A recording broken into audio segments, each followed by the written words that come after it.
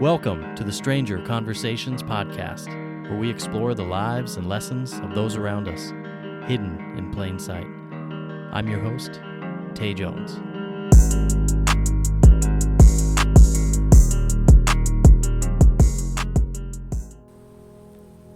Hello and welcome. Today my guests are Steve and Kristi Goncalves, the parents of Kaylee Goncalves, who is part of a group of young University of Idaho students, commonly known as the Idaho Four, who tragically lost their lives to a senseless act of violence in 2022. The incident not only rocked the U.S., but shocked the world.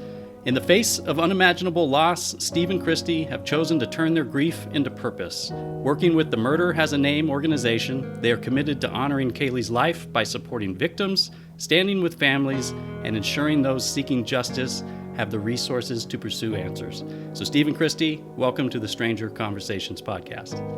Thank you. Thank you for having us. Yeah, absolutely. It's great to have you. And, first off, I just want to say, I am very sorry for your loss. I want to thank you both for having the courage to come on the show and talk about this. No doubt it's going to be a heavy conversation, but I can't imagine it's a topic that ever gets easier to talk about. But you guys have kind of moved forward from this tragedy and have really started to do some great things, and that's some of what I want to get into and kind of what's been next in your guys' life. Great. Yeah. Awesome. So I just want to start a little bit light, if we can. I understand you guys are living in Idaho now, but Yes. you're not originally from there. What took you guys to Idaho? I love Idaho, so. Yeah. Well, we were down in the Bay Area-ish, Napa, and he's from the Northwest. So he grew Okay. up here, and he was down there for college and whatnot, and we met, and he was always like, I'm not staying in California forever, I want to move back to the Northwest. And I was like, well, I'm a California girl. I'm staying here forever. Well, he got online and he was doing some research on some areas and whatnot. And ironically, I was pregnant with Kaylee at this time. Okay. And he found Idaho. Well, it popped up as like a spot that sounds like it would be conducive to the things that he was wanting out of an area. So we originally flew into Boise and visited that area, and we actually drove, and I hated it. I absolutely hated it, and I'm like, you are not bringing me here. This is not it. Go back to the drawing board. So he went back to the drawing board. He goes, okay, what about, a little further north? But then I was like, that's too far from California. So he was like, come on, we got to try it. So we flew to Spokane. Kaylee had been born. Kaylee was just a baby at the time, and we flew into Spokane, drove over to Coeur d'Alene, and I'm like, let's put the house for sale. Done deal. Let's go. Yeah. And we were moving out of California a few days after Kaylee's first birthday, and we had bought a house up here. And he wound up having to stay down in California for about a year. He stayed down there and worked his job. We moved him into an apartment. And I moved up here with our three kids, Kaylee, Olivia, and Steven. And then we finally got him up about a year later as he got a job up here. But he knew he had to make big money up here, and that was hard at that time. So he couldn't just take any job. So he had to stay back for a while down in California. Yeah, absolutely. So you were pregnant with Kaylee when you moved there, and it sounded like you had two kids already at that point? We had two kids already. Yeah. I was pregnant when we checked it out, when we first checked out southern Idaho, and I said, no way. And then, but we came up when Kaylee it was just a few days after her first birthday. We had a U-Haul, and we were moving him into an apartment, and me and the kids were moving up here. Yeah. So we did it. We made it. Yeah. Wasn't easy. Yeah, there was a website called findyourspot.com, and you could search for different criteria. It's like, I didn't care about a zoo. I didn't care about a museum. I was looking sports. I didn't care if I had a stadium. But ironically, one of the things was low crime, really good schools, and some infrastructures and stuff like that. And three places were in Idaho, which was the most. Boise was one, Sandpoint, and Coeur d'Alene. So. And there's an airport, so I could telecommute. I could fly in. still work my IT jobs in San Francisco Bay Area, and then come up here and buy a home and get us established. And I expected to work like that for as long as it took. Well, yeah, so when we came up to Coeur d'Alene and we saw that, and I said, all right, let's go sell the house. The house was on the market for one day and sold in the very first day. And we're like, oh my gosh, the house is sold. So we immediately bought, we have a different home up here. And we immediately, came up, bought that house. So we would have a house to move into because we weren't expecting it. It literally sold the very first day it was on the market, and it was an over, for what we asked for. And we're like, what are we waiting for? Yeah. Just sign the paper. Yeah, so the house that Kaylee grew up in, we still own, and her siblings are renting it now. So Okay. Her brother so we go there and visit it. It's kind of a reminder of a lot of the photos that people see are in that house. Yeah. Her high school days were here at this house. When we moved out here, she was, 8th grade, 9th grade when we moved out here. Yeah. So, yeah. Yeah. Yeah, that's got to be tough, but it sounds like it would also be something that would be hard to let go. Keep it in the family with some memories attached to it. Yeah.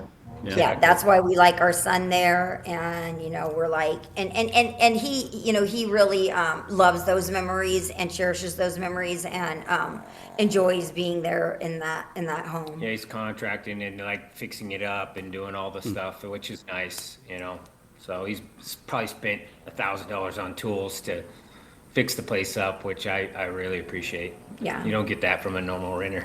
Yeah, absolutely. Yeah, so you guys have a pretty big family, 5 kids total. Yes. Right? Okay. Yeah, and so Kaylee was the third born, and then you have 2 younger ones. Are they quite a bit younger, or are they right around? Are they all around the same age? Kaylee was born in 2001, and then Autumn was born up here in Idaho, and she's 2005, so 4 years. And then we had Aubrey, who's 2006. So Autumn and Aubrey are basically like twins. Stephen and Kaylee are basically like twins, but there's 4 years in between Kaylee and Autumn. So we moved up here. We kind of got settled in. We said, let's have one more baby, and we had Autumn, but there's a 4-year difference between Kaylee 2 more and babies. Well, yes, we were going to have one more, but we wound up having 2. Yeah. Yeah, I mean, Idaho is beautiful. We actually love it up there. We almost moved to the Coeur d'Alene area ourselves at one point. My wife grew up in Spokane for the most part, so we have some family in Coeur d'Alene, and we go to Post Falls quite a bit. Yeah. And my wife's best friend lives in Spokane still, so she was just up there. I mean, it's a great place, It is. You get the beauty of the Pacific Northwest, but you're not necessarily in like Washington, Oregon. It's kind of its own separate Crazy world. rain. Yeah. Yeah, they get more rain than us, and the weather here I feel like it's better. It's still a very small town feel, although I don't know how much longer we're going to have that, because it seems like they're throwing up subdivisions every time we go down the road. We're like, that's new. So I don't know how much longer it's going to be that way, but during the 24 years that we've been here, 23, 24 years, it's a very small time feel, but you have everything you need. Yeah. Everything is right here. You have your Costco's, you have your Walmarts, you have your clothing stores that you need and whatnot. So, and if you're not, then you just get on Amazon and buy it. Yeah. Yeah, it's a great place to raise kids. It is. Yeah, Amazon and like online and having an airport really can be conducive for communities like this. We've just thrived, and we've ever since like COVID and all that, we've just like doubled. I work at the hospital, so they kind of keep a census of the community and how fast we're growing. Yeah. And everything that we've paid money for to figure out where our population is, it's always exceeded it. So we are growing very fast. And you see that like locals here are moving to Montana because that's a little bit farther out. So they're kind of outcharging us, like for rent, like our younger generations that starting a rental and whatnot, they can't afford it, like, and even property taxes and stuff. So I mean, we're like, slow down here, these taxes are getting out of control. So it was great. I mean, it was super cheap. We came up here and bought a beautiful home for $125,000. That's absolutely unheard of now. Absolutely unheard of. Yeah. So that is the sad thing. So it is sad, so. Yeah. Yeah, I mean, like I said, a great place to raise kids. It sounds like your guys' family is pretty tight. All the kids were tight. Mm-hmm. And do did you guys have any grandkids? Anything? Oh yeah. Yeah. Oh yeah. Yeah, we have grandkids. Our oldest daughter has blessed us with 4, Wow. and one of our younger daughters, Autumn, she has 1, and our son is about to get married on the 4th of July, and they are ready to start right away. So, Yeah. so we're looking forward to some more. Yeah. Well, you guys are very busy. Very busy. Yes, Yeah. it's Yeah. been busy. Yes. Yeah. Well, I mean, tell me a little bit about Kaylee. I mean, who was she as a person? So Kaylee, was very independent. Always had been, from early on. She was like in the middle. She wasn't quite as old as the older, not quite as the young as the youngers. So she kind of had to, find her spot. So that was tended to be with the olders, Stephen and Olivia. So, that's where she wanted to be. She actually partnered up with Steven. Yeah. And Steven had his best friend, his cousin. So there was 2 older boys that she wanted to roll with, and anything a boy could do, she thought she could Yeah. do. So they were riding bikes and throwing the football and doing crazy stuff that boys do, and she just Yeah, she was like, right there with him. I want to ride that dirt bike. I could race you. I'll beat you. I'll run fast. She would run so Four-wheeler. fast she would run out of her little shoes, just to beat her brother or her cousin. I think she was faster than the boys. Or Yeah. their friends. And we had friends that had some property, and they had this little tiny Yamaha motorcycle, and all the boys were like, Kaylee was like, I want to get on it. I want to get on it. But unfortunately, she did She crashed the whiskey throttle. she did the whiskey throttle, getting on, and drug herself all the way up the hill. And they're screaming, "Let it go, Kaylee! Let it go!" So she got some pretty bad road rash. But that made her a tough girl. Yeah, Yeah. but they all carried her in. All the boys, Kaylee crashed. I mean, this was a little tiny She probably motorcycle. loved it. Yeah, All the attention. pants all torn up, and drug her up the road. She forgot to let go. But I'm sure she would wakeboard and snowboard. We had a boat and went out and wakeboard. And she's just the little tiny thing at the time. And same with snowboarding. She was the youngest that Steve ever got up to the mountain and snowboarded with. She was always she was very much that. What is it? The FOMO, fear of missing out. Mm-hmm. She had that since the day she was born, literally. So she was always like, I think her first words were, "What about me?" And she would pound her little chest and say, "What about me? What about me?" And we're like, "You're going. We're getting their Wait. jackets on. Hang on, go get your jacket. What about me? What about me?" And she was very ornery. She was very ornery for whatever reason. If you had electronics in your house, such as back in the day, phones, your cordless phones, or she loved remote controls too. She loved wherever we went. She loved to throw them in the toilet. Oh. So when we'd go over to family's house, they'd be like, "Kristi, Kaylee did it again." You're good, like that reaction. And those phones back then, they were like $100 a phone, and I'm Yeah. like, "Oh my gosh," and we'd be like, "Why do you do this?" And she thought it was funny. She thought it was hilarious. Or she would, get the batteries. She would, anything with batteries, she would learn how to get the batteries out, and she would hide them, and we'd be sitting there like, "What?" And then we'd be like, "Where are the batteries?" And We'd she'd be just like, be laughing the whole "Kaylee, time. Jade," and then as she got older, she was just she was very determined in school. I can't say that school was always easy for her, but she always had her grades were always perfect, but she worked hard for those grades. They didn't come easy. Like Stephen and Olivia, they just skimmed right through school. They didn't have to even, they just went buzz, right through. And Kaylee was just like, oh heck no, you're not going to be the only ones that get A's. I'm going to get those, but You want to get better grades than them. she had to she was in an advanced class in 4th grade, and the teacher during a conference, she said, "I'm not quite sure Kaylee's quite ready for this. We put her here, but I think she's really struggling. She's doing great, but it is tougher. I think that we might move her back this semester to the regular class." And I was like, "Please, let's talk about this." I'm like, "You don't know what you will do to this child. If you move her from that advanced class, she will have a meltdown." And she's like, "I thought about that, and I actually thought the same thing." So we'll just leave her. I said, it's okay. If she struggles, but she's still pulling, she's still doing good. She'll catch up. And we always talked about that, because I'm close with all the teachers and in the district and whatnot. And we still, we'll talk about that. Like that was, when I said that to you, you literally were like, you can't, please don't do that. She will literally melt down. So, she always wanted to be the best.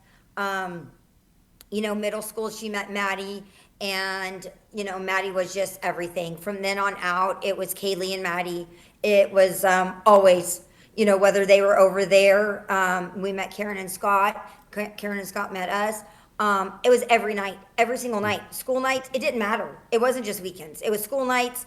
It was vacations. It wasn't even like, can she come? It was just like, Maddie, did you get your bag? Like, we're leaving in the morning to, to go to Mexico, whatnot, and you talk to your mom, right? I mean, it was just known. It was just a known fact. That's why there's a lot of pictures where they're like, if you zoom in the background, there's always, Maddie, or if you zoom, there's a picture of Maddie, then Kaylee's in the background. So even like, we have like the cement fingerprints where you do the handprints by the pool. Maddie's in those as well, because she was here when we laid those concrete. So yeah, they were very close. And all through, that's like you said, it was a forever thing. They had known each other what seemed like forever, because you don't really remember much about first and second grade. And they got, since their memory was, they'd always been best friends. So they really were, and our family loved Maddie, like, and even all the other sisters in the house did. So it wasn't like sometimes a friend can come in and a sister or a brother be like, I don't like her, she's a total brat, or she's mean, or she's rude. She never was. Like Steve, sometimes she would go into Steven's room and they would sit there and chit chat for a couple hours. She would go hang out with the little girls and be like, you guys want to play a game? Here, I'll do your makeup, let's paint your nails, let's do your hair. So the little girls loved her, and Kaylee would be like, what are you doing? Like, why are you in my sister's room? Like, whatever, Maddie, so the only one that would get mad would be Kaylee, because she'd be like, I can't believe this. You're supposed to be like with me. But she was a single child, so for her, having a house filled with different personalities doing different things was a fun thing. So that's why they really got along, because Kaylee go to her house and it was just very quiet and very like. But she got that one-on-one attention from Karen and Scott. That one-on-one child attention that Maddie got, and she was like, "This is so nice." Like, your guys' dinners, and you guys eat dinner at the table. I mean, I'm throwing plates out like, hurry up and eat, and don't make a mess. Fighting over portions. And so they got the best of both worlds. Because Kaylee loved going over there, and I mean, even though she wasn't the only child, because Maddie was there, she had that sense of the feeling of what it's like to be an only child. And sometimes that's exactly what she wanted, and and you need. So, they did. They had the only child world, and then they had the world, full of, family. Bunch of kids. So, they're great. I mean, we miss them so much. It's just so hard that, that we lost both of them. I think that really is, you can't prepare for that. I mean, but everyone's heard of somebody losing one child, but then you think, you lose two, and you're like, and so much of what they knew about each other was them. So many questions that we had was for Maddie, and questions that we had about Maddie, we would ask Kaylee. So you just lose this big moment of your life, because more than both people that were there are gone. So it just kind of goes back to that day, when I immediately started calling Maddie over and over, and I mean,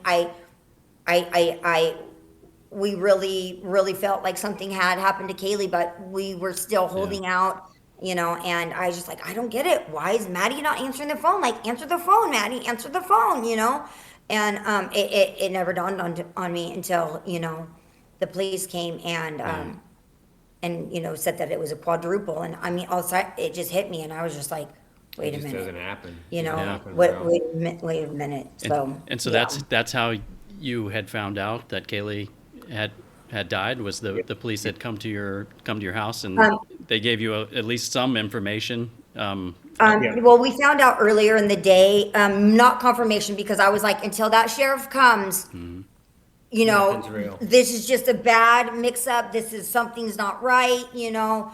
I was really trying to hold out hope, but we did get a call earlier in the day from my niece saying that something bad had happened down in Moscow, and her husband's cousin goes to U of I, and she had called them and said, "Is your cousin Kaylee Goncalves? And isn't your cousin?" And Sabrina's like, "Yeah," and she's just like, "I'm pretty sure that Kaylee died." Part of the, community's not ready for something like this, but the university found out before we did, and then they did a vandal alert. So some of the students that were just sitting outside their knew house more than we knew. Yeah. So people are like, "Why don't we just jump in the car and drive down there?" Well, we already had somebody driving down there, and I was on call for the hospital. You can't just go out of cell range. You sign a contract. You can't just leave and go an hour and a half away from the hospital.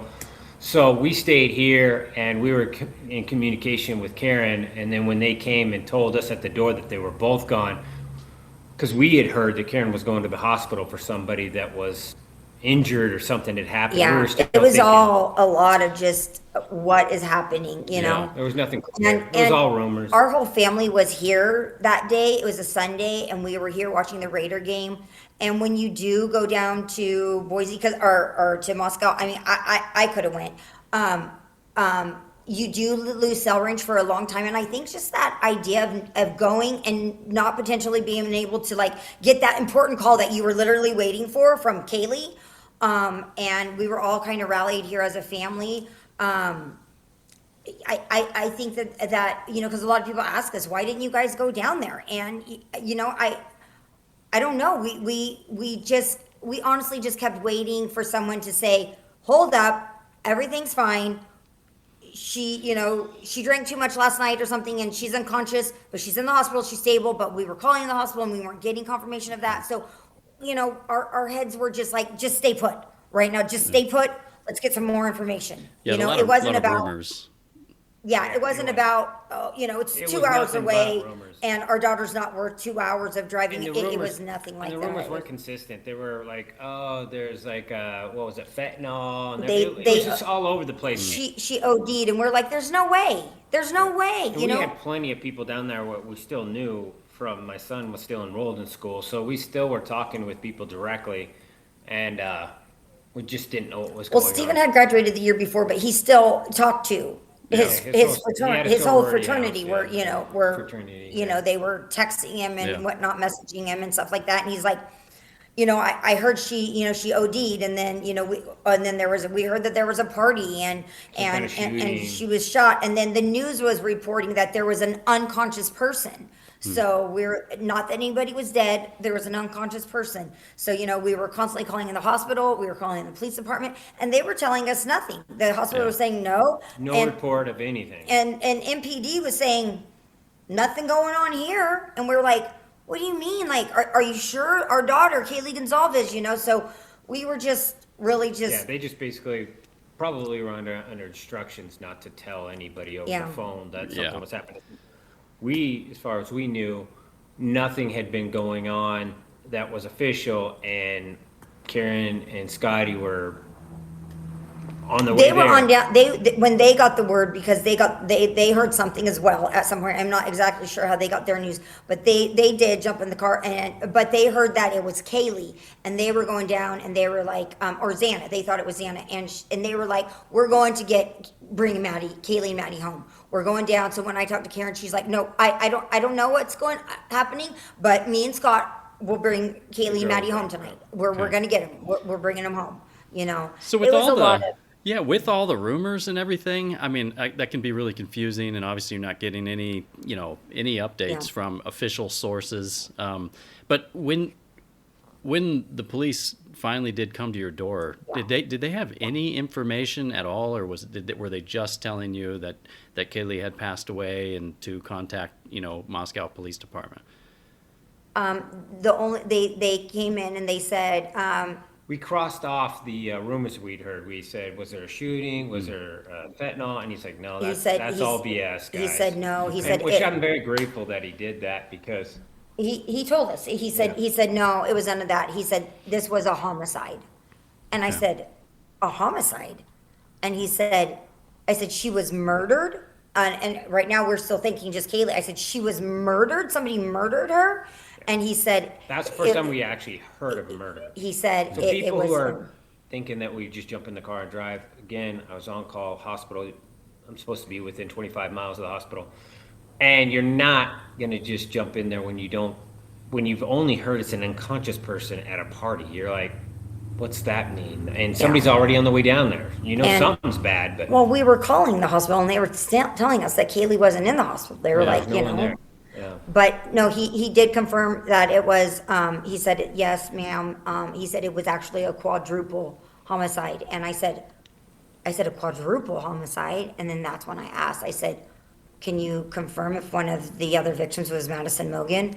And he said, yes, ma'am. And I was like, and we had just got off the phone with her mom, and we're just like, what do we do now? She was 25 minutes out, right? I got off the phone with Karen right before the sheriff pulled up, and she said, I'm 25 minutes out of Moscow. As soon as I get him, I'll have Kaylee call you. And I was like, okay, perfect. She just thought that, and again, the news was still reporting it's an unconscious person. The hospital was telling us it wasn't Kaylee. We're a small community still, so it's not like a lot of people even went through a dry run of something like this. The communication wasn't. And I think we were really just trying to not accept that, just not believe that. Like, no, let's not get, everybody calm down. It's going to be okay.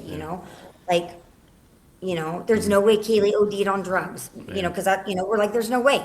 Like, I know you don't know everything. The last murder was 2007 or something like that. So, Wow. It's not like this is a normal thing in murder our community. That's not even on the list of things that you. So somebody being unconscious made more sense. Like, for something, sure. Even the drugs and the partying and something like that made way more sense than our a kids murder were a part of some crazy mass murder. That made no sense at all. And I didn't realize that Maddie and Kaylee were friends prior to college. But with you guys living so close to, in Idaho, so close to the college, were you guys close? Had you met all the other people that lived in the house that lost their lives that day? So we had not, we had not met She just Xana. recently moved to that house. That's why She we had had- met the Okay. other houses that they had been at, the Yeah. Whites, and also. She had moved in May and she wound up coming home all summer. So she had just went back in August and that's when most of the new roommates moved in. Bethany, Dylan, Xana, and we had not met them. Kaylee came home more often than we went down there. Yeah. She came up, and when I say home, this is home, Do laundry, get cook food, cooking. She we're in come a up little here. resort town, so all these employees, as long as you're a good worker, which all my kids, I would make sure that they are good. They leave every opportunity with a good standing. They'll let you come and work a weekend. Yeah, they'll just be like, hey, I'm gonna be in town this weekend. Can, you throw me some hours? And they'll be like, sure. Yeah. So, Jack would do the same thing, Just and get some spending money. Yeah, so- Get their yeah. laundry done, Yeah. So it happened all the time. Yeah. I mean, and you get a police officer coming to your door and telling you not only was your child murdered, but murdered along with 3 of her best friends. Yeah. I can only imagine what that's like. But, talk a little bit about what it's like to know that your child has been murdered and there's no killer. They don't know who it is. The killer's on the loose. What was that like? I mean, what kind of feelings did you guys have with that aspect of it? I remember very clearly the officer being here, telling us that it was a homicide and there were 4. And I had never ever, you've heard the term weak in the knees. Mm-hmm. That is true. I remember literally getting super weak in the knees, weakened knees, and just being just your body just starts to kind of panic. And we said, what do we do? Should we go down there? At this point we're and he said, no, there's no reason to go down there. There's nothing you can do. Here's a card and call this detective in the morning. And we were we look at this card and we're in the morning, it's 5 o'clock. We have to wait till the morning. And It sat at that door right there for probably 2 years. His business card. We just set it there in case we needed to ever call it. And well, we did. We did. It soon became a well-known number to us, but we just I think you instantly go into complete shock. It's like a sensory overload. It's denial. It's there's no way. I just talked to her, and we had just talked to her, and she was just here, and you're thinking homicide, like what? Were they beaten? Were they shot? Were they suffocated? You just don't understand, and I just don't think that as humans we are there something happens to just not numb it. It's not numb, but to kind of disconnect the brain, because I think it's just too much for a parent. That's it. It's just like sensory overload where your To, body just kind of goes into a different mode. I just started functioning like She slept all the time. I just was like a robot. Like, I don't remember people coming over. People were like, oh, when I came over, I'm like, you came over? Yeah. Like day 3 I came over and yeah, and I brought you a blanket and I brought you, I don't remember. I just, everything, your fingertips, the tips of your toes, everything hurts. Your heart hurts. I mean, it literally hurts. It aches. It just, and you're scared, you're terrified, you're frantic, you're helpless, because there's somebody murdered your child. And at this point we're talking about, we didn't even know how, who, what, when. I wasn't so much scared. I was angry. I had guns all over my house. I was ready to shoot anything that moved. I've got a long driveway. I was like, told the kids that we're not going to become victims and scared for the rest of our life. We'll handle this. If this person's coming after us, then so be it. I did an interview once, and I actually gave my home address because at that point, I'd just rather it be They over. said, are you scared? And he said, no. Matter of fact, if you're watching, come on over to our house. And it was like a Fox interview that he literally was like, my address is blah, blah, blah, blah, blah. And we had family that was staying over here. We had family that took like, off. We're leaving. Our family that night, they're like, you just did, they watched it live. We were in the office doing it, and they were like, we're not staying here. Like, we are literally going to get an Airbnb tonight. Like, you just invited the killer to your home. And he's like, yep, I did. I'd rather just And I mean, resolve I and was be done just with like, it. I'm like sitting there like, oh my gosh. So they, and our 2 youngest daughters, they went and stayed at the Airbnb with, our family. And we're like, I mean, the address is going to still be out there tomorrow and the next day. It was already out there. If you Yeah. or somebody planned a 4-way murder, you already knew. But all the families and all. I was scared. We had 2 younger girls. I'm like, do we let them go to school? We were hearing it was targeted. Was it Kaylee that was targeted? Who was targeted? Are they now targeting our family? It was scary. I didn't sleep much. I didn't come out of my room much, but sleeping was not something that, you just laid in bed and you just would cry and just every emotion besides happiness all at once. And I as a father went more into a war mode. I was like, I'm going after this guy. I'm going to do every interview. I'm going to drum up as much people's eyeballs, as many people want to see and understand and figure this. I'll share this whole case with the whole world. And if enough people get involved and care, then the case won't go cold. Because if there's enough people watching, those type of cases don't go cold. The ones that I've already, and I'm no expert or anything, the cases that I've always seen go cold was there was no face. There was no one to talk about it. There was no one behind the camera. It was just super interesting, and then it kind of got cold. There was no evidence, and there was no mom or dad, nobody speaking on the behalf, and it just fades away. I was like, I'll make sure that I'm there, and do everything I possibly can to make sure that the case is still in some kind of spotlight. We were like, look, because it was I don't know, 6-7 weeks, 55 something days, and then once they got him, they were like, oh, you got to shut up, you got to be quiet. I'm like, No, I don't. I Yeah. don't have to do anything. Yeah. Well, a lot of people don't realize this, but they did put a non-dissemination order on the case, a gag order, but our family was not gagged.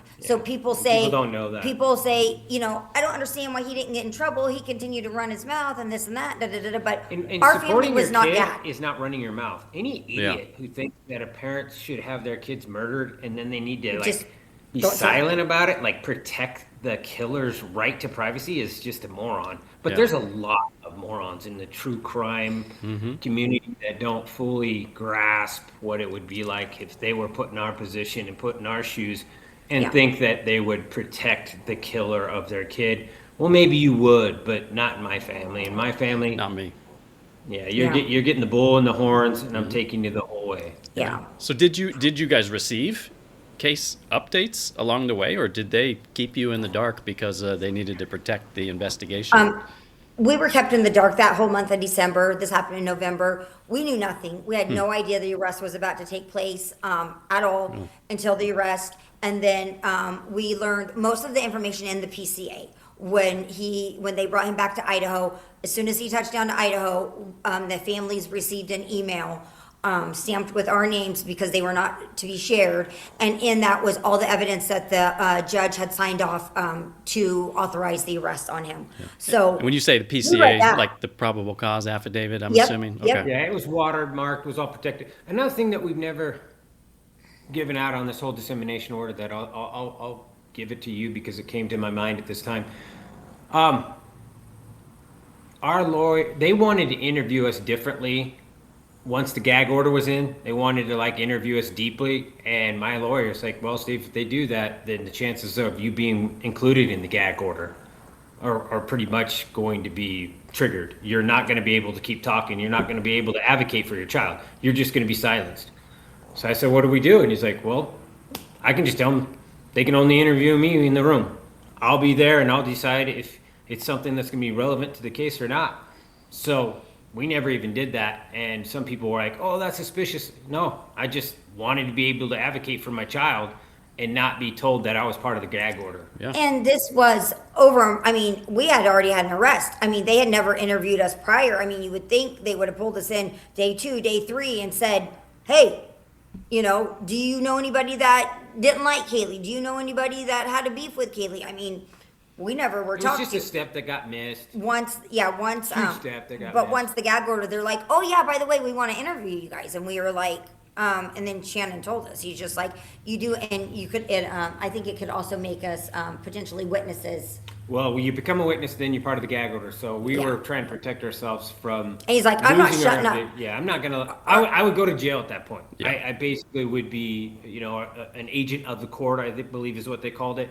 And I was like, I'm not interested in any of that because we did have information. We knew about a stalker that had an event that followed Kaylee, and so they were asking for those type of details, and we were giving them that information. But Yeah. we were Which trying that to. wound up not being anything. She had just, something had happened to her at a recent grocery store. And, It was all on camera and all. and that stuff. we weren't, if we thought knew any information to help, We were providing it. yeah, we were definitely providing. Yeah. We weren't like, oh, we're not talking. But once you the know, gag order, they had a bad guy. Now they wanted to do detailed interviews, which was like, you had every chance to talk to us, and now it's just to shut us up. And we Yeah. were not, I was not willing to be shut our up. job was not to protect him, and everything we read in that PCA was, that was all the information that we knew for the most part. Little things would come here and there, and you kind of had to vet them out. Like, is it true? Is it not true? But we were convinced that our police had the right guy by what was in that affidavit, that Yeah. arrest affidavit. And- I mean, DNA is the best type of Yeah. evidence you could ever ask for. I've talked to FBI, talked to people, and they're like, it's done, it's over. Yeah. You have DNA. If you let this go, then every case in America that's a really good case would be in question. You want DNA at the crime scene with the members of the crime part of it. I mean, Yeah, the sheath had 2 victims and him on it.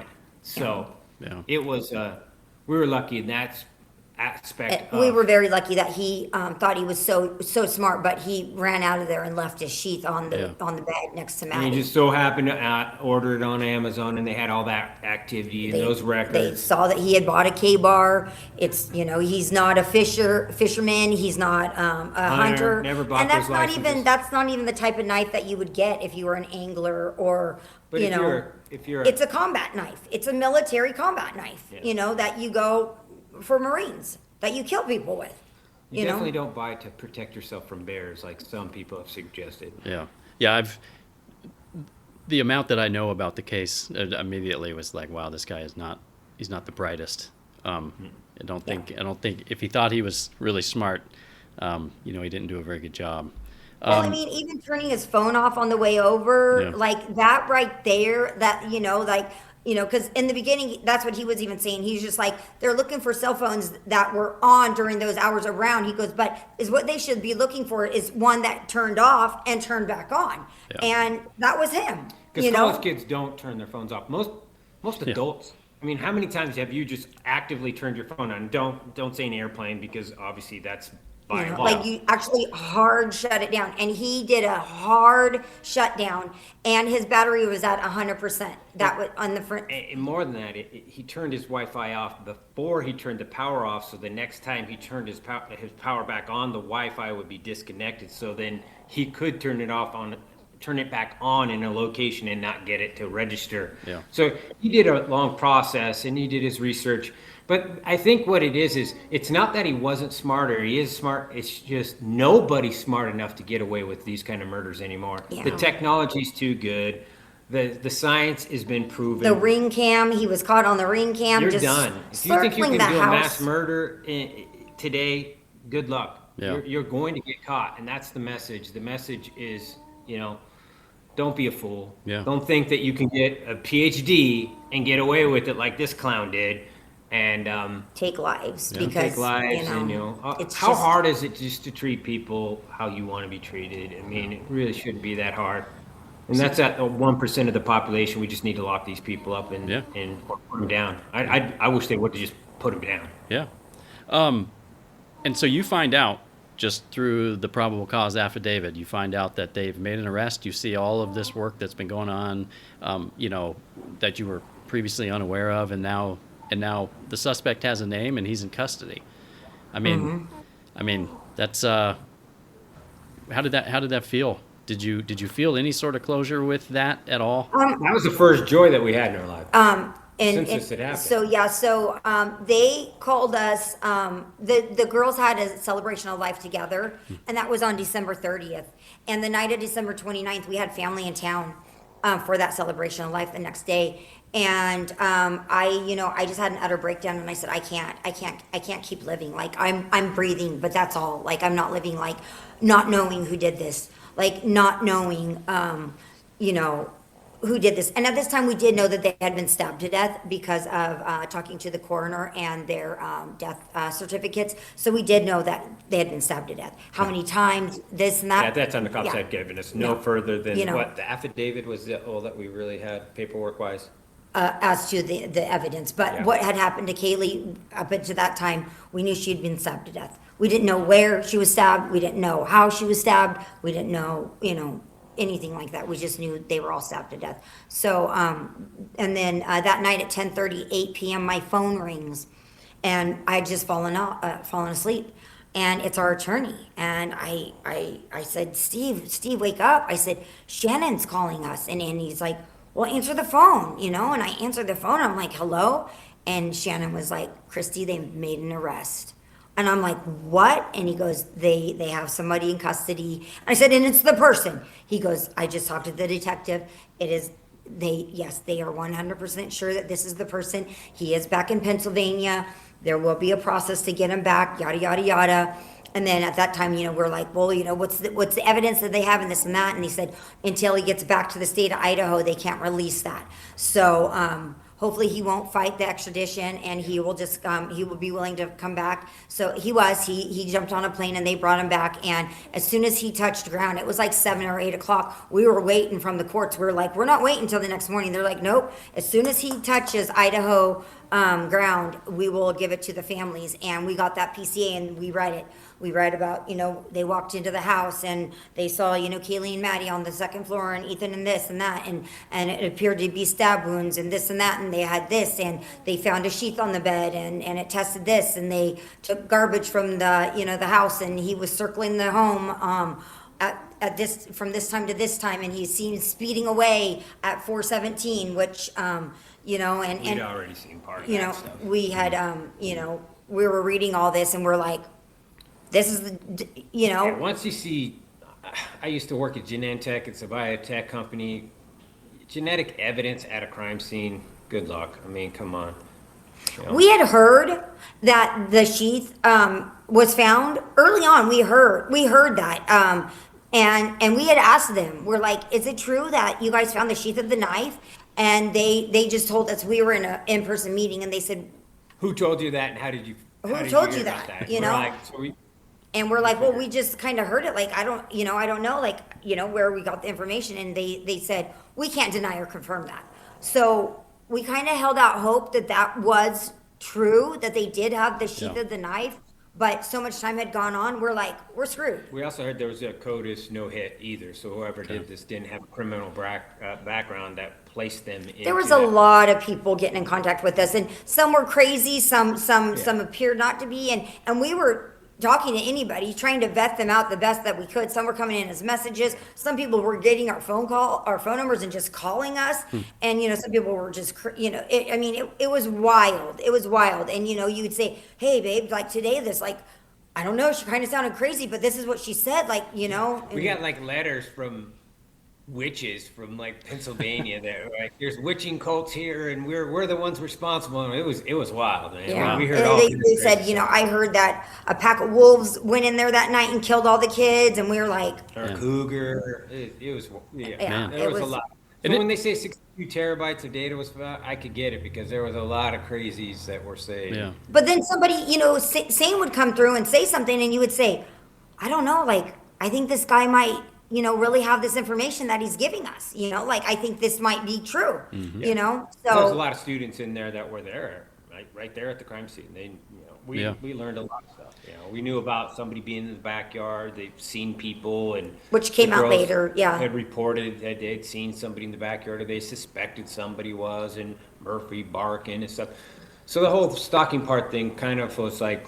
Yeah, I guess it's come out in the police reports, the documents dropped since the case has been closed, that Kaylee had said several times that, I think somebody's in the backyard, or Murphy was acting really weird and wouldn't return to her, which was unusual.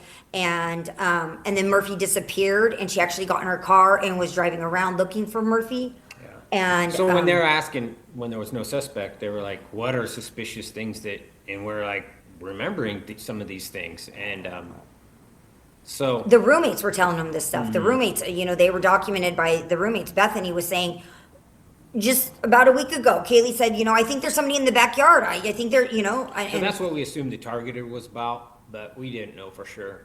Yeah. We're just a family trying to take little pieces and put them together the best that we could. And with a mushy brain that is trying just to take everything in a brain that is in tremendous amount of shock.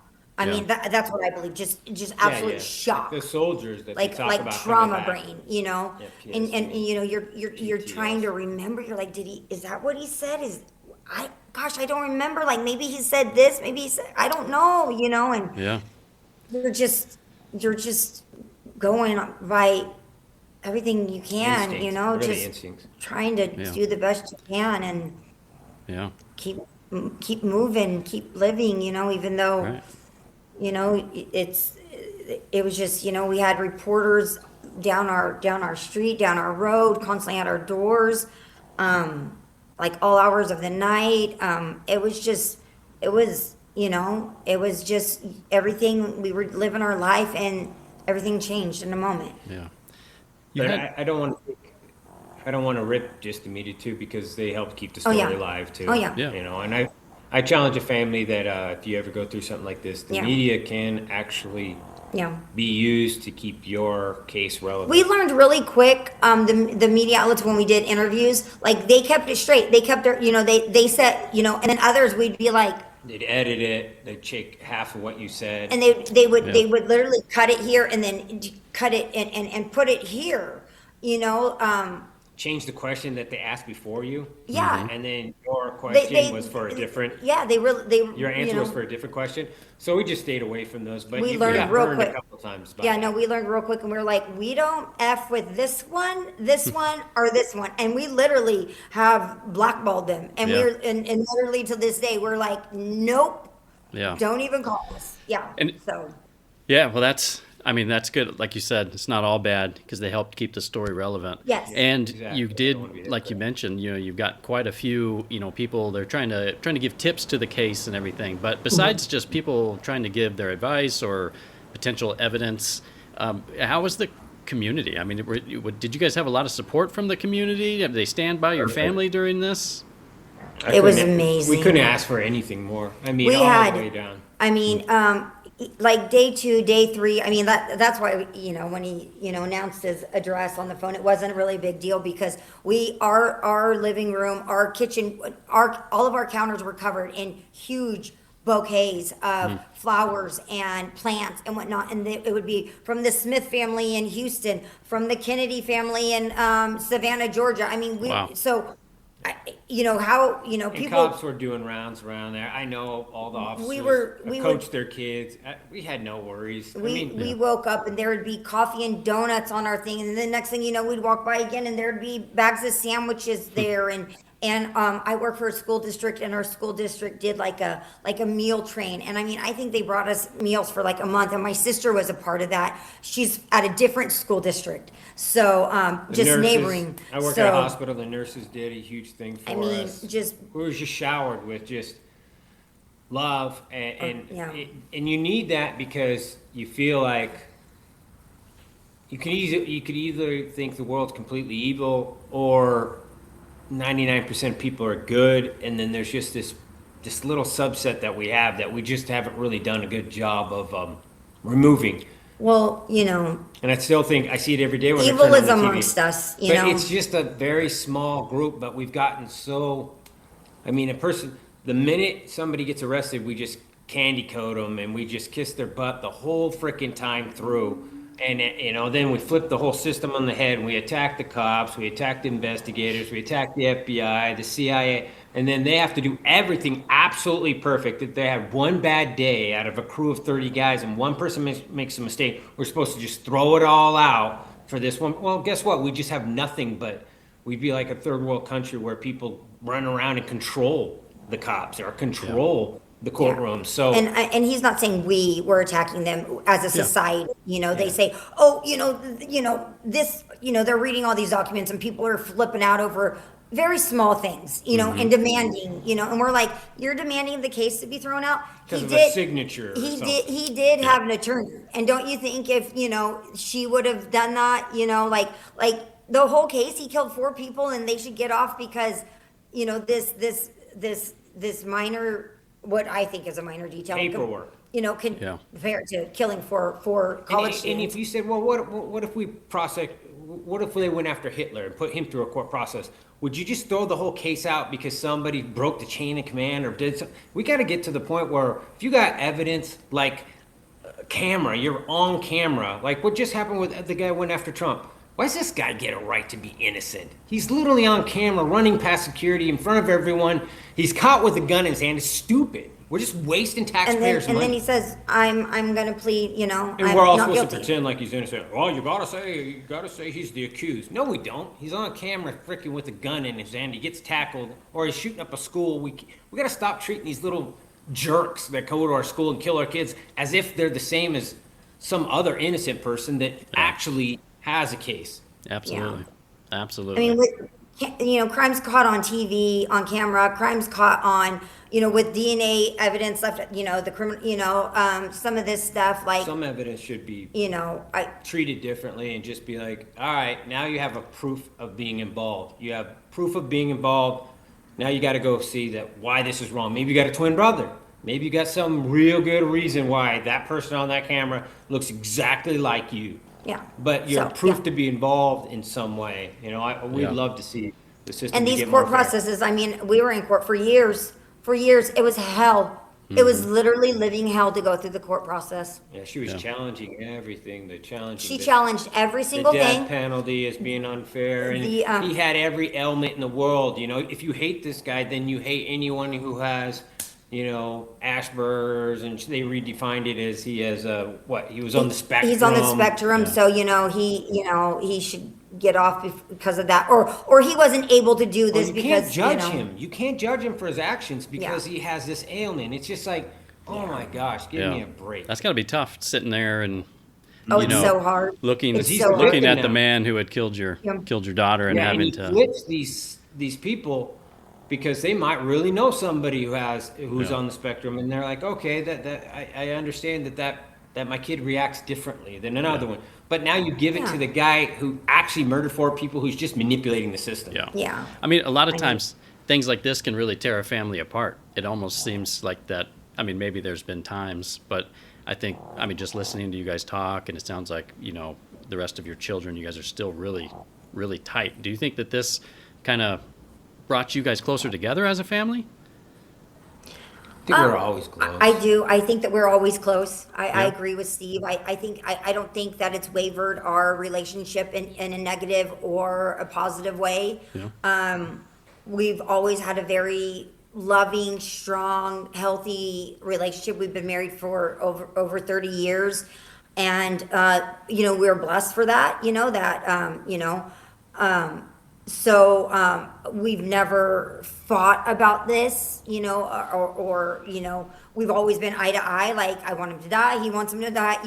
I would sometimes get mad at him, being a little bit outspoken. Sometimes on the news, I'd be like, "Oh gosh, Steve, that was a lot." Like, because we'd get a lot of backlash, but then it's like, it is what it is. Like, if people hate us because we are not, And I'd rather the backlash come at me, because there was times where my kids had way more social presence than me. So at first they were being focused on. So I was like, if I get in the media and they come after me, that's probably the best case scenario we can ask for. And then our kids can get accounts with different names and not have to have everyone attack them because. Yeah, now our kids just have to run around with fake Facebook accounts. Yeah. And I'm just kidding. They don't, No, but and on that because point- Dad just ran his mouth so much. yeah. Well, no. It's No, I'm just, just they kidding. were, they were literally going after kids that were minors. We had. Yeah. Yeah. She wasn't even an adult, and people were attacking her, saying, Yeah. Yeah. there's more to the case. And our kids have always, besides Olivia and besides Steven, our Autumn and Aubrey have always stayed totally out of it. They've Yeah. never done an interview. They wanted nothing to do with it. They understand, Yeah, they what still had to go to happened. school. They had stuff to prove. They had We theories asked and them stuff. when we went to court if, Autumn did go to court for the plea deal. I said, listen, there's gonna be a lot of people, they're gonna come surround us, they're gonna, so, we kept Autumn very protected, and, she was like, I'm never going back again. That was the plea.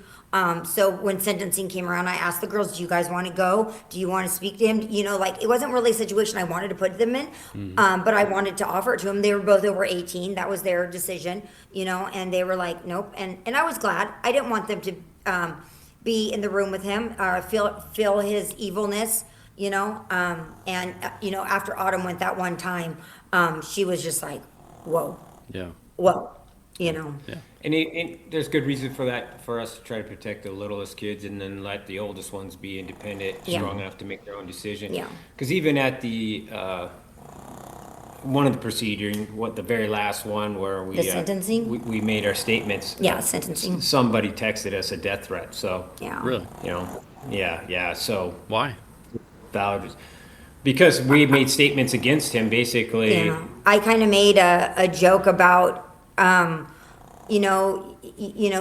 something about, you never got, physical touch and this and that, but I have a feeling that's going to change for you when you go to prison. Yeah, I remember so, that. I remember that. they texted me and they said, I don't think your joke about Brian being raped in prison was very funny. And I know a murderer in Moscow, and I just gave him yours and Olivia's address. It was the silliest thing ever. And that's another thing. How people get our phone numbers, I don't know. They do. We still get weird messages. We'll get text messages. You'll get people calling you. But he did, and I sat right there in court, and he handed my phone to the bailiff, and you know, it was just from one of those like spam robot things where you could like call somebody from a fake number or text from a fake number. Yeah. So, yeah. Well, I mean, and on that point, I mean, you know, Kaylee was the one who lost her life, you know, but both of you, the rest of your family, I mean, you guys are very much victims as well.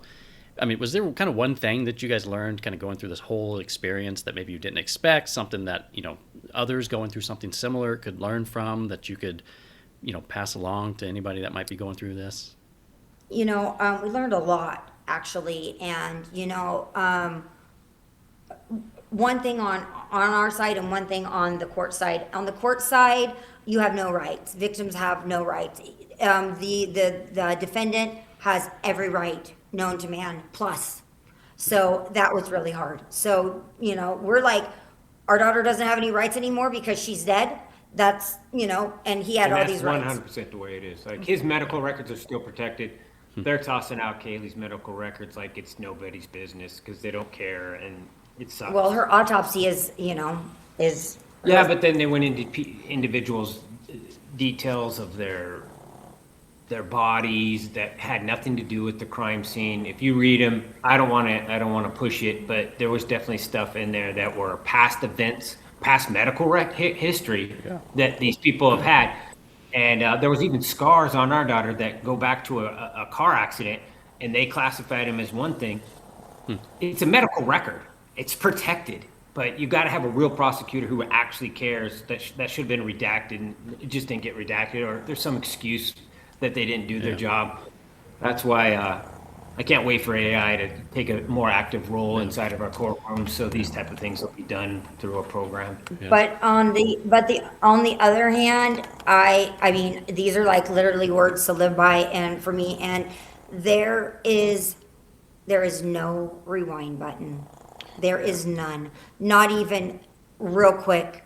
And, you know, make memories, take pictures. So many times Kaylee was like, take a selfie with me. And I'd be like, no, you know, I mean, all those times I'm like, I would have said yes every single time. You know, there is no rewind button. Then you would have deleted it. You know, and then we have all these videos of the girls that night, you know, knowing what's about to happen to them, you know, and just watching this transpire and just not being able to do anything about it, you know, and thinking this is their last car ride. This is her last meal. She's getting ready to eat her last meal. She's walking into her front door right now. Not that we could see her walk through her front door, but being dropped off, walking through her front door for the last time.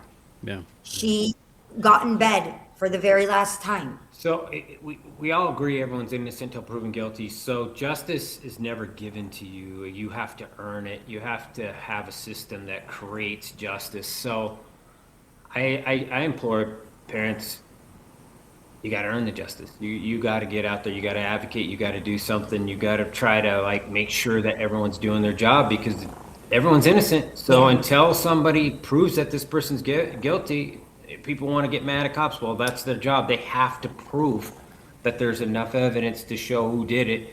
So justice is earned, and you know, that's one thing I say to anybody who has to be. You know, and we were very hard on the prosecution. We were very hard on the law enforcement, the people, but they're just like any other person. That's their job, you know, and you want accountability. This was my daughter's life. So, I mean, of course I'm riding their butt, and I'm like, you know, you guys are giving it your all, right? You're looking at me right now in my face, and you're telling me you're going to find this person, right? And they're like, yes, you know, and I, you know, and I'm, you know, and we're coming hard at them, and we're like, we want to meet once a week. And they're like, we just email the other families like, once a week. And I'm like, oh no, I want an email once a week or once a day, but I want to meet once a week, and maybe they hated us for that. We're all good now. Everything's fine now. Yeah. We laugh about it. We're like, you hated us. He's like, no, I didn't. I'm like, you hated us. And he's like, oh, maybe. And I said, there'll be a day we'll have a beer and we'll be done But, with it. Today, I need you to bring your A game every single day.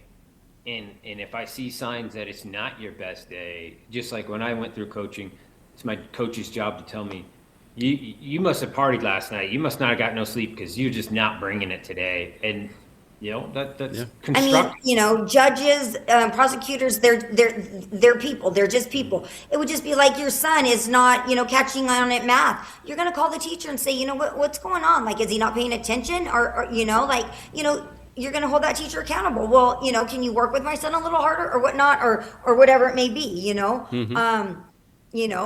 Accountability. It was just all about, accountability. that And from this the very was, beginning. this was our daughter's life. This was Maddie's life, Xana's life, Ethan's life, Yeah, there's 4 they, people. They have families to fight for them, so we just speak usually behalf of Maddie and Kaylee. But, we were hard on them, and we would go on the news and we'd be like, we so far nothing. They've told us nothing. We're not giving, they have us totally iced out, Yeah. and but we were just being honest. We were just That's being good. honest. No, that's good. I mean, and speaking of accountability, I think that's a good transition to talk about your new organization, Murder Has a Name. Before that, though, I do have one other question because I've never heard this, and I'm curious your opinions, or fact. Did you guys ever find a motive for this crime at all, or any opinions based on the evidence that was presented to you guys? The detective said that they basically all they said was, all we know is that he was after either Kaylee or Maddie. And they said from day to day, they go back and forth. And there's 2 of them, and we've talked to them both, and they both say the same thing. They're like, one day, I think it was Kaylee. It was definitely Kaylee. Other day, I think it was Maddie. And then you're just back to the, I don't know. It seems like Xana and Ethan, it's unfortunate for all of them, but unfortunately, wound up being part of it. But I'll go earlier than that to where they had a profile or FBI profile. I went into a deep dive on what this person did. This person selected this crime, had really well planned the way that the way the blood was found, the way that there wasn't a trail outside. They knew that this person was very methodical. Yes. They knew he had planned this. It wasn't some spur of the moment. Yeah, some fight, some Yeah, domestic thing, some No. frat, some stupid thing that happened, or 6 people It walking. was very there. premeditated. It was extremely premeditated, and then later on, once they figured out who it was, they looked at some of the homework, some of the things, some of the assignments he had done. They think that he had found some crimes in that community before that never got resolved, and that gave him enough reason to think that this community was someplace that he could come and get away with it. Yeah. So, I mean, he ordered the murder weapon while he was there. So Well, that's as premeditated as you can get. He actually ordered the murder weapon back in Pennsylvania before he moved out to Yeah, Washington. That's what I was trying to say. Yeah. So, and brought it out from Washington with So him. he selected a community Yeah. with the murder weapon. He bought the kit, bought all these different things for it. Went out there. There's more stuff that we'll find out about this guy. Yeah, this guy was a complete psychopath. Yeah, absolutely. Wow. Well, Murder Has a Name. You guys co-founded this organization, right? Yeah. Yes. Yeah, and did. From your website, it's a foundation created in Kaylee's name to carry her light forward and to help bring answers, justice, and closures to families still in waiting. And it helps fund advanced forensic DNA testing in violent crimes. And I can only imagine, right? This is all because of the DNA evidence that was presented in this case. So, was the DNA evidence that the suspect left in your daughter's murder, was that the main evidence that led to his conviction? I mean, did that play Yes. just the biggest part in getting him arrested and actually convicted? Yes. Yeah, because the chief had aspirated, which they explained to us is just high pressure blood that is put into the air. It landed on that, and then From Kaylee and Maddie. and then on the other side was a button that he had touched. So anyone who was going to try to say that somebody planted it there, how would they get the aspirated at the exact same time that they planted it? Plus, why would they plant somebody's DNA that's not in CODIS? That's somebody that's going to make them have to go through this whole IgG. These guys are Moscow cops. They didn't even know what IgG was. Nobody really did. I mean, We're going to set some PhD student up and be like, let's just destroy this guy's life. and go figure out, we'll get somebody to do some IgG testing. So yeah, that evidence was overwhelming. And once we had figured out how that can be constructed, you realize how damaged that is. The IgG, is a newer technology in forensics. It's the familial trees, and you're done. Yeah, we talked to somebody who yeah. was a founder of the Innocent Project, and we're like, we're talking about this, and he goes, this is the kind of case we don't do, because this is exactly what we want. We want the conviction to have this type of DNA evidence at the crime scene. But most of the cases we're talking about, there's somebody else's DNA there, and they don't freaking even process it. And ours isn't there. Or there's no DNA, Yeah. Yes. So IgG is it's extremely interesting. I never had known about it, and I have taken a strong want to learn all about it. It's very it's not easy, it's very technical. It's very scientific. But I'm taking classes and whatnot to learn everything about it. I want to pay for it for other families. So I don't want, when they say, well, what is it? And I say, well, it solved my daughter's murder. I want to be able to speak on it. This is how it works. So, I am very passionate about this foundation. I'm excited about it. I think this is where Kaylee would want us to be. I don't think, we just launched May 1st, and I don't think that I have felt this good since losing Kaylee. Putting this work in, talking about it to folks like you, doing podcasts and interviews can get very exhausting, but we're talking about the foundation, and I just can't wait till we are able to get enough money, fundraise enough money to pay for, it's not necessarily IgG. There's other types of technology, not just IgG, but whatever And the list DNA. is growing. So all these people who think that they're smarter than the scientists. They could get you now without a hair follicle. So we've partnered with all these accredited labs across the United States, and we just partnered with one. I'm not sure if they're on our page yet. We just partnered with them on yesterday. But they could identify a suspect off of a hair without a follicle. Yeah. And So- what roadblocks do the police agencies have to do this in and of themselves, like state labs? It's just funding. It's absolutely funding. Here's a good example. This one that they just talked to yesterday, there's only 2 labs in the world, or in the United States. We don't want to talk about the world because we don't know about that. But in the United States, there's only 2. So how many companies or how many counties and states have budget for a technology that didn't even exist? Yeah. It doesn't This is- exist, this is right? new. Yeah, They're going to be like, where we're going to fund this? This technology just came out a couple months ago. So IgG is only 5 years old. So a lot of these cases, they lost their opportunity to use IgG because it didn't even exist. So we're trying to go back and help these officers. They've got great cases. They've done tons of work. They put together everything. And they probably have a very small list of people who they think it is. And IgG can totally tell them who it is. And they just don't have the budget. They don't have the line item in the spreadsheet that pays for it. They're moving forward with cases. They're inundated with what's on their desk today, let alone go back and, do IgG on some of these older cases. So it is a funding thing. Yeah. And I can't wait to help a family. All we are not solving the crime. We are not, that's the lab and that's the law enforcement. We're just coming in, we're bridging that gap and saying, here you go, Smith family, We're taking all the true crime people who really, really want to help people. They come into the true crime with a pure heart and they're thinking to themselves, this is how I protect my family, this is how I protect my neighbors, and this is how I make something, get the world a better place. That's who we're reaching out to and say, hey, if you fund this project, we're going to put this into these families that were in our same exact situation, but we were 7 weeks. These people have been years. I can't even imagine. I just cannot even imagine living that long.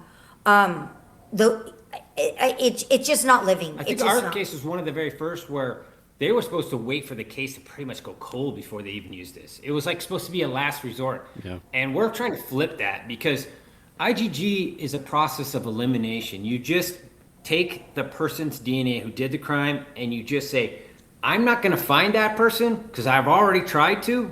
They're not there. But can I find people that are related to this person and whittle it down to where I'm trying to find the mom's tree and the dad's tree. And if I can whittle that down, and that's what happened. That's what happened in our case. And we need to stop waiting to the very last to do this because we're not invading those people's privacy because they are not the ones that did the crime. It's just like a lineup. These are just people that you whittle through and say, there's the guy. That's who it is. You whittle these people out. It's in this lineage, So we also work with a company called GEDmatch, and that is, people say, how can I help? Well, we could say by donating, obviously, and another is uploading if you've done any of these any of these DNA Family kits, tree stuff. any of these kits, You could upload them to GEDmatch for free, and it is a huge forensic tool. We're never going to convince everybody to do that because there is a big, huge, thing around that of people saying, I'm not giving, my DNA here and there and this and that, and it's not like that. They're not going to take your DNA and put it at a crime scene. They're not going to take your DNA and give it to the hospitals so they can, know what kind of health issues you have. So let me paint a bad scenario. Okay, I upload my stuff to GEDmatch. Your DNA. My DNA. Mm-hmm. You could never set me up for a crime because I'm not walking around with a spittle to link me to a crime scene. How am I going to get to a crime scene? Just because I upload my stuff to some database doesn't they can't take those results and put them in a crime scene. Yeah. So if you're a good person, you have nothing to worry about. If you live by the golden rule, if you're a good person, there's nothing to worry about. You're going to figure out who your family is, where you come from, all these different countries, all this great history. Now, and it is a forensic tool. And you're going to help solve a lot of cases. So building those familial trees, obviously helps and makes things, easier for investigators and whatnot, because sometimes they can't do the IgG because it's just too far. They've got this sample here. Well, mixed results can, if you have 3 or 4 different samples like we had in our case, those you can't process those. So how was ours mixed? You have 4 victims. If you have 4 victims, you can't. Oh, but not on the sheath. No. I'm just saying there's some of the blood, some of the examples they wouldn't even be able to process. Where they commingle. Yeah. So that's an example of some of the things that can't be processed. Now in the future, maybe 5 years from now, they could go to one of those things and now process it and be able to figure out, all right, here's Ethan, here's Kaylee, and do it. But luckily we have one. But there might be other cases where there's a blend and it wasn't being able to process because there was a blend of victims. I've talked to so many labs, and we've talked to the best of the best. We've talked to the CEOs of these companies. We've had Zoom meetings with them that are on our page, on our website, and they tell us, they've all told us, that it's constantly changing. And they said, next year, this time, we will literally look at what we have this year, right now, and we'll literally be like, wow, we've already gotten better. They're just continue to get better and better. It's hard to budget for it. It's hard to say. It's not cheap. This state needs to put $1 million aside for what technology? Well, that technology budgeted for is now not even being used anymore. Right. So now, because they keep up with the times, so we will keep up with being able to pay. we're not going to be able to pay for thousands of cases at a time. I mean, it's just the truth. It's not cheap. But we will pay for as many as we can for as long as we can. We'll solve some big cases, and then we're going to find some people that are like us that are wanting to make the world better and the place better, and then they're going to give us a big donation, and then we're going to do hundreds of these. We're trying to get, if you have any connections with Elon, I heard he just became a trillionaire. Maybe let him know of this really great foundation. Hey, it's a great cause. And I'll be 100% transparent. Nobody takes a salary. Nobody takes money. We haven't even used the foundation for our business cards and our flyers and our brochures. We haven't even used the foundation money for that. Yeah, we just did it ourselves. Literally, like our executive, I can't think of the position. Tracy, her name is Tracy Baracco. Her family pays for stuff. We paid for some Tracy stuff. And Anthony, her husband. But they're constantly, like we just bought a bunch of new business They're the cards. kind of people who make their community better. They don't just complain. They don't just cry. They don't just whine. Well, They Tracy, put their foot down and they make things happen. And I want to find people like that. I've been trying to find people like that, and we have found people like that. And that's why we've had so much momentum and we're going so fast, is because we are that type of family to find people who've had enough and then rally behind them. Yeah. And I know I mentioned it in one of our emails together, but I was a police detective, and so I've sent things in to the Washington State Crime Lab to be DNA tested. And one of the things, I can attest to that, they don't want to test it. They're only going to test it in very severe cases, and a lot of times they might even ask you, hey, which pieces of evidence out of this 100 things you sent to us, what do you think is the most important? Because we're going to test like 3 of them. And you never know where you're going to catch the bad guy. Is it in the one you thought was the least, likely to contain his DNA? And so, I can see how this, could maybe supplement some of the state crime labs, to test additional items in a case, just to make sure that you're really, doing your due diligence to find the suspect. Yes. And that's what will make some cases more expensive, because they'll say, look, we have 6 items that need to be tested, and it's very degraded DNA. Anytime it's degraded, it costs more because there's other tests that they have to do to amplify it and whatnot, and make more profiles off of it and whatnot. But so that's expensive. Our case, actually, they said was a slam dunk, super easy. Yeah. They said single source DNA, on a snap, one piece of evidence. It was a large sample. People tried to say it was small. It was a large. They sample. said it was actually a very large sample of DNA on the. They could even run more tests on it, and they'll probably run more tests on it if it ever came to be. Hopefully, we're just done with it. We can move on, and people can understand that. So those cases that we get that say this is 6 items, we're gonna be like, okay, you got to do it because you want to help Timmy's Timmy's family. You're not going to say no because there's 6 items that need to be tested, but obviously those ones with one piece. Well, maybe you get to test 2 and then you get them, and then you don't have to process the other ones. Right. Yeah. So some are definitely going to be more expensive than others, but And you did, and you have partnered up with quite a few companies. Lots of big companies too. One of them, I've never known how to pronounce their name. I think Othrim maybe, or Othrim. And I follow their page. They're identifying remains that are 20, 30 years old to help families find their missing loved ones. The technology is out there, and so when you talk about these partners that are working with you, how exactly are they helping you achieve your goals? Just being able to do the procedures that states don't have access to, but also to supplement some of what just to get things into a lab in the first place, I guess sometimes as well. Yes. Yeah. Yes, and a lot of these labs, they go to conventions. Okay, so they will be speaking of us when they go to these conventions. We will send them material, pamphlets and whatnot, brochures. So when they go to these conventions, they can they will talk about us. They will mention us. They will say, there's this foundation, and and they're up and coming and whatnot. So they really are. They do a lot of speaking points and stuff like that. So they will help us in that way, and they can point us to like the hair labs. There's only a few of those. They're kind of a close community too. It's very weird. The lab world, they all know each other. They're like, oh yeah, I know Angela and I know Jessica. Unfortunately, there's more than enough crime than there is labs. So, but what they've tried to say is, if you want to be the face of this, if you have that kind of gift and that kind of strength, then maybe help people understand it and help people.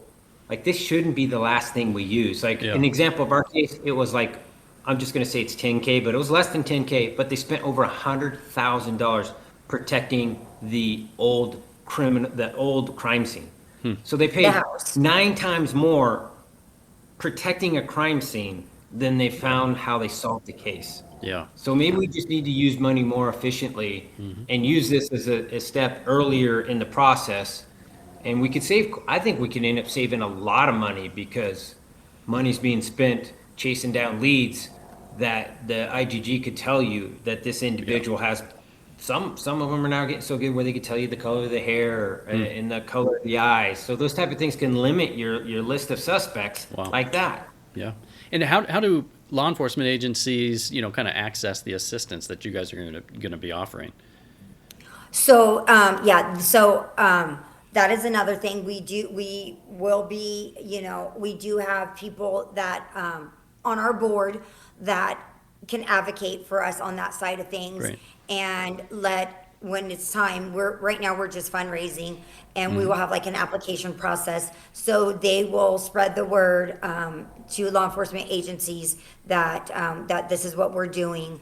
And we've got Chris Hansen on our board. We have Nancy Grace, Andy Kahn, Beth Karras, John Douglas. He's the original mine hunter. He's the mine hunter, I mean, John Douglas is amazing. And, so we don't think we'll have a problem getting law enforcement to hear about us. When we don't really, I mean, they can know about us, that's fine. But right now we don't have the money to fund anybody. So right now we're like, let's fundraise, and then we'll say, okay, unleash the dogs and, let the law enforcement know. So it's, we're kind of like. We're hoping to get a case that gets some attention, to let people know that there's cases that are literally only waiting on funding. Yeah. And then that's how we could bring some justice to a family. And once we do that, then we can bring awareness. And then maybe we start budgeting this in regular state funding or something. And then this isn't needed. Yeah. And then that's mission accomplished, because we'll be a safer place. We said we want to go to CrimeCon and be able to say every year our country's gotten less murderers, less mass murders, less school shooters, all the stuff. Can we put ourselves in a new direction to where we're all working to make our place a little bit safer? And I think that's the end goal. Yeah, that's great. Yeah, for sure. Where can people kind of follow along with the mission, support your mission, follow along with you, social media, that type of thing? So, social media, we have a TikTok, we have an Instagram, and there's a LinkedIn. Murder Has a Name. So, any updates are on that. We don't have a Facebook page right now, but we do have the Goncalves family page. And right now we are kind of using that because we do have a lot of followers on that. So we are using that right now to kind of put out a lot of information. Like we just started carrying merchandise. So, we pushed that out and said, hey, everybody. And we only did merchandise just because it was not part of our plan at all. We're like, look, I'm not into selling $80 hoodies. That's just, I don't want to do that. That sounds horrible, to charge somebody $80. But, we make like 25 cents. We have a drop shipment company. So we have like a $9 shirt is what she's saying. Yeah. So we don't make any, we barely make any. It's like 26 cents, and we, if anybody ever wants to see what our profits are on that, we're totally transparent with that. We will show you. We will show you how much, we've got that information right now. I want to go to CrimeCon and have somebody have some connection to us before we've met them. And they'd be like, that you are one of those people that are putting, truth in action. Yeah, everybody that donates even $1, they are helping.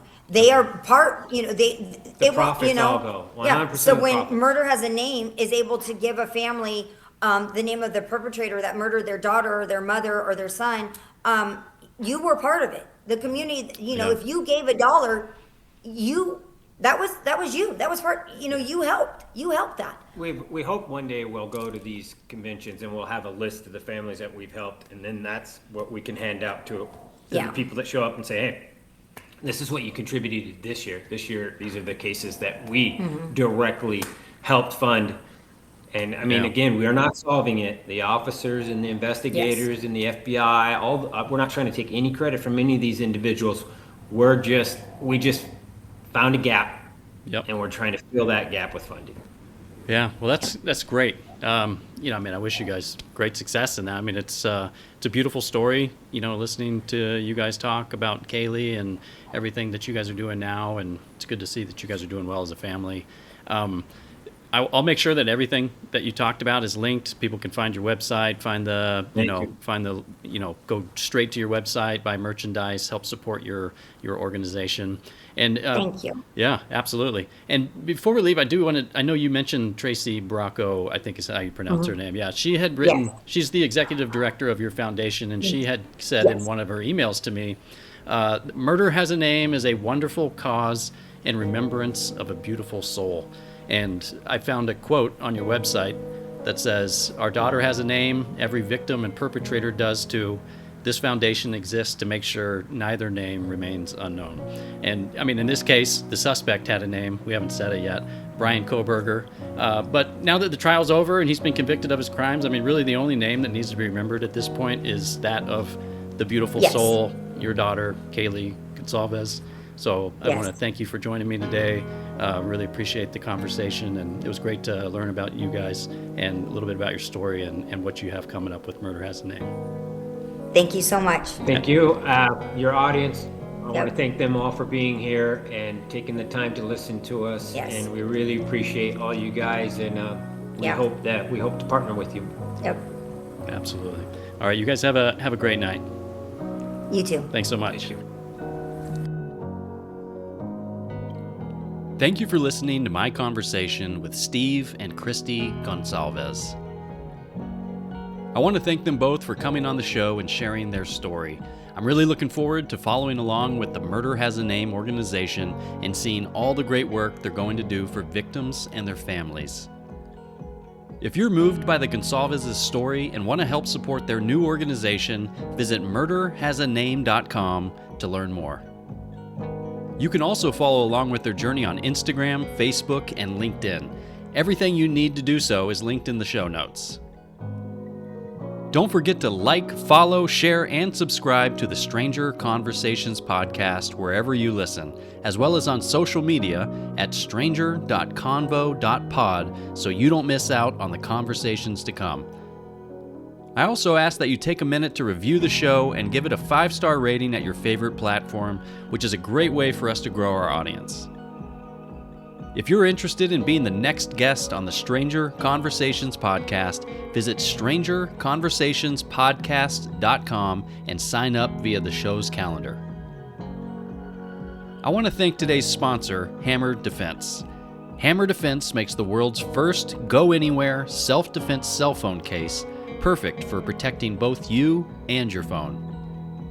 You can learn more at hammerdefenseproducts.com, linked in the show notes. But before you hit the buy button, make sure you tell them I sent you by using discount code TAYAZ12 at checkout to receive 10% off and free shipping. Thanks for listening. I'm Tay Jones, and we'll chat later.